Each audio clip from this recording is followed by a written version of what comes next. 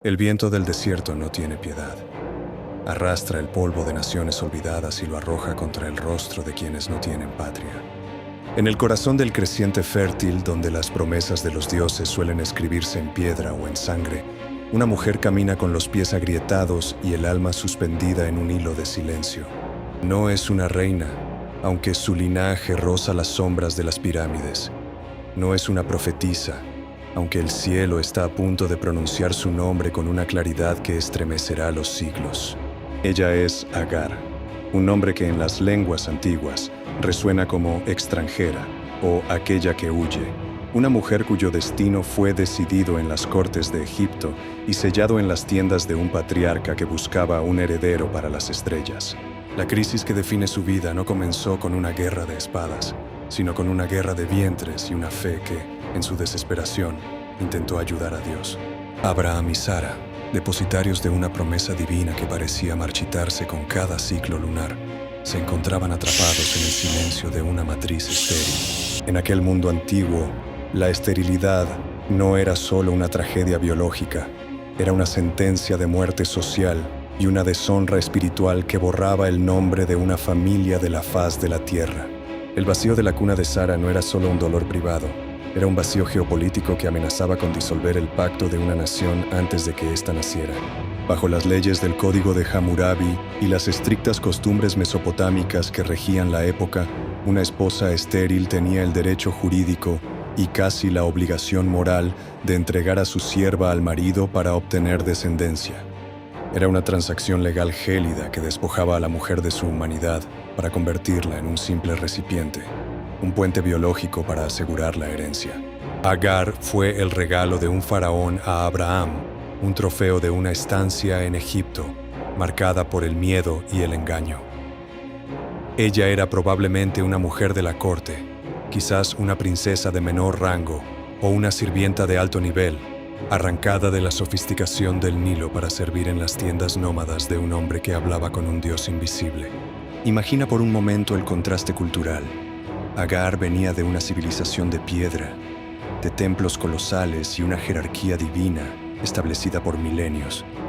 De repente, se ve arrastrada por el polvo de Canaán, siguiendo a un grupo de pastores que no adoran ídolos visibles. Su posición era la más precaria de todas. Era una propiedad extranjera que de repente se vio cargando en su vientre el peso de una alianza cósmica. Cuando la concepción ocurrió, el delicado equilibrio de la casa de Abraham se hizo añicos. El orgullo natural de la joven egipcia, al sentirse finalmente útil y poderosa por su fertilidad, chocó frontalmente con la amargura acumulada de la matriarca hebrea. La Biblia nos dice que Sara comenzó a afligir a Agar. Esta palabra, en el hebreo original, implica una humillación física y psicológica sistemática. No fue solo un desacuerdo doméstico, fue una persecución que obligó a Agar a elegir el abismo del desierto antes que la agonía de la esclavitud continuada. La primera vez que Agar huyó, el sol de Canaán golpeaba su espalda como un látigo de fuego. Se encontraba sola junto a una fuente en el camino de Shur, un paraje desolado que marcaba la frontera entre la libertad incierta y la muerte segura. Shur significa muro, y para Agar el mundo entero se había convertido en un muro infranqueable. Fue allí, en ese paisaje de roca y sed, donde ocurrió algo que rompe todos los esquemas de la narrativa sagrada de la época. Un ángel del Señor no se le apareció a Abraham el elegido, ni a la virtuosa Sara, sino a la esclava egipcia fugitiva. En ese encuentro cinematográfico entre el reflejo del agua y el silencio absoluto de las dunas, Dios le hizo una pregunta que resuena en la eternidad. ¿De dónde vienes y a dónde vas? Dios no preguntaba por ignorancia, preguntaba para que ella reconociera su propia narrativa. Agar respondió con una honestidad desgarradora. Huyo de la presencia de mi señora.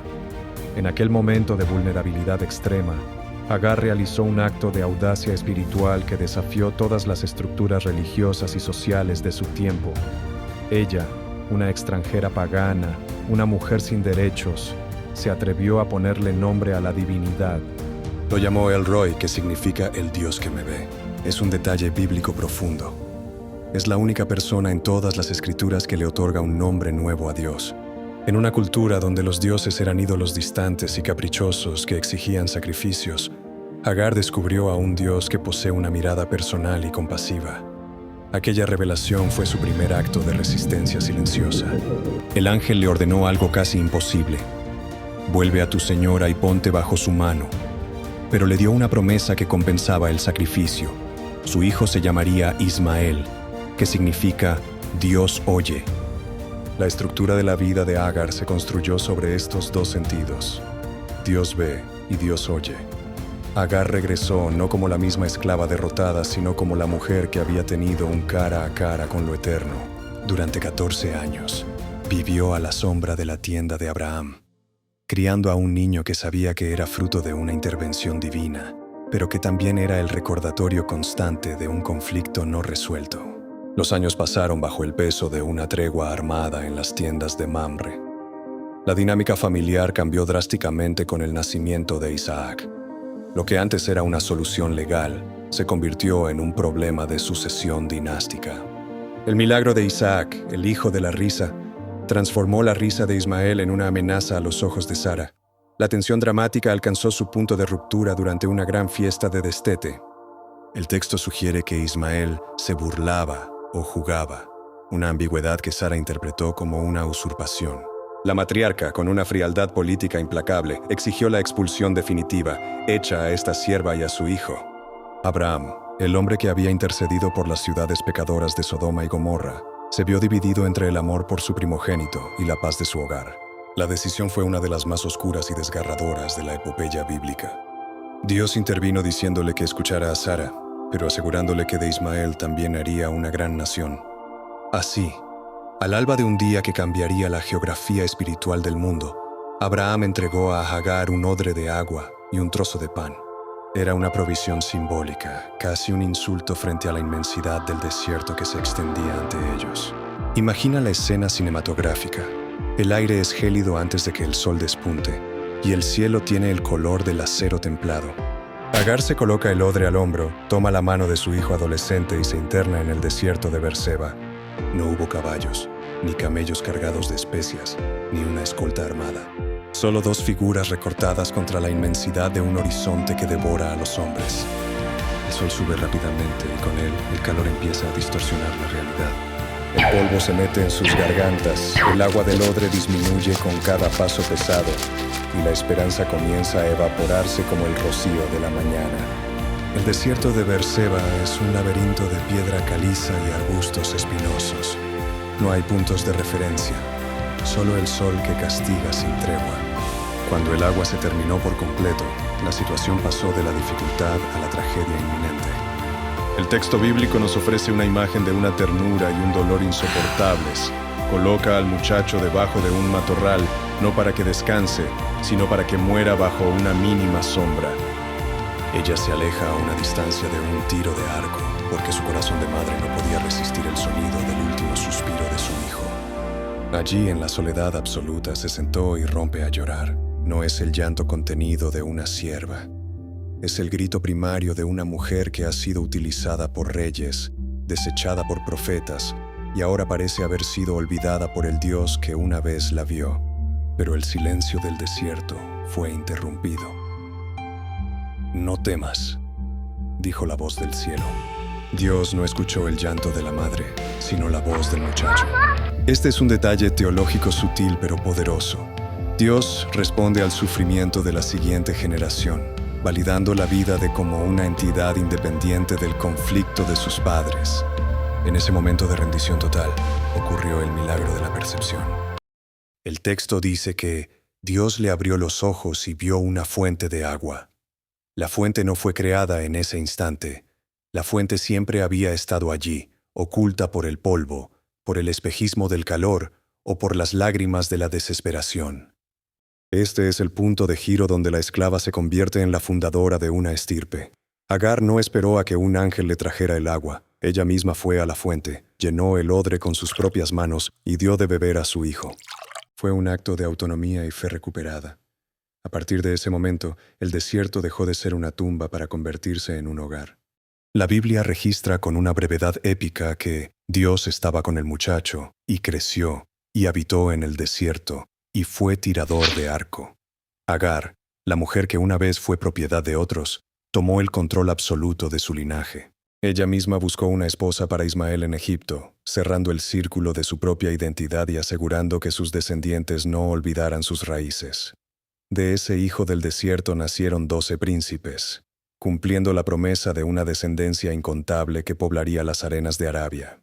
El legado de Hagar es uno de los pilares más complejos y profundos de la historia humana. Para los historiadores representa la conexión entre las grandes civilizaciones del Nilo y los pueblos nómadas del desierto.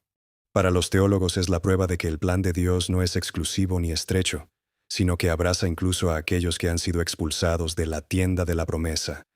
Agar es la madre de los marginados, la santa patrona de las mujeres que crían a sus hijos en condiciones de extrema precariedad, y el recordatorio de que la dignidad humana no depende del reconocimiento de los líderes terrenales.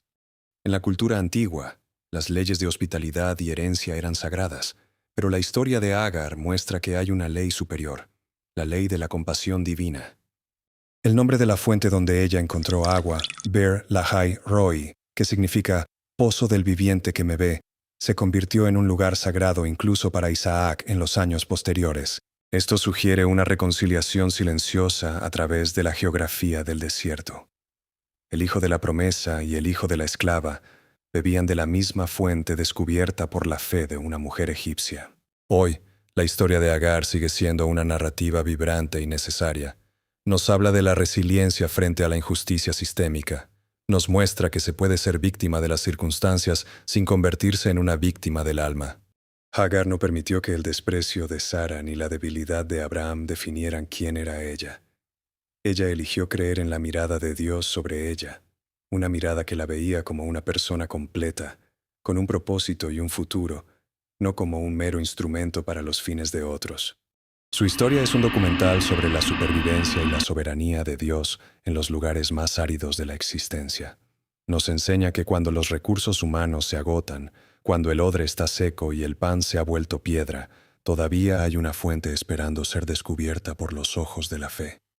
Agar nos desafía a mirar a los extranjeros entre nosotros, a los que huyen de sus propias situaciones de opresión, y a recordar que Dios suele estar más presente en el llanto del desierto que en la comodidad de la tienda.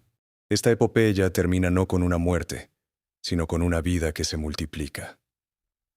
Ismael y sus descendientes son el testimonio viviente de que el suspiro de Hagar en el desierto fue escuchado en el trono del universo.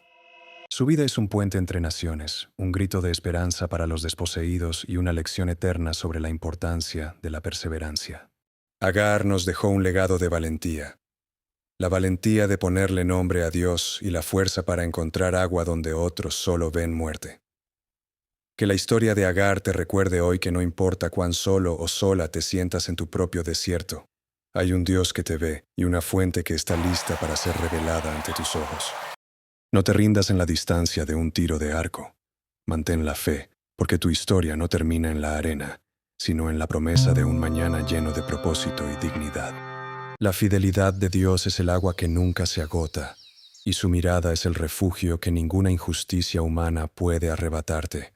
Si esta historia de lucha, fe y redención ha resonado con tu espíritu y te ha dado una nueva perspectiva sobre la fuerza del ser humano ante la adversidad, te invito a que te unas a nuestra comunidad.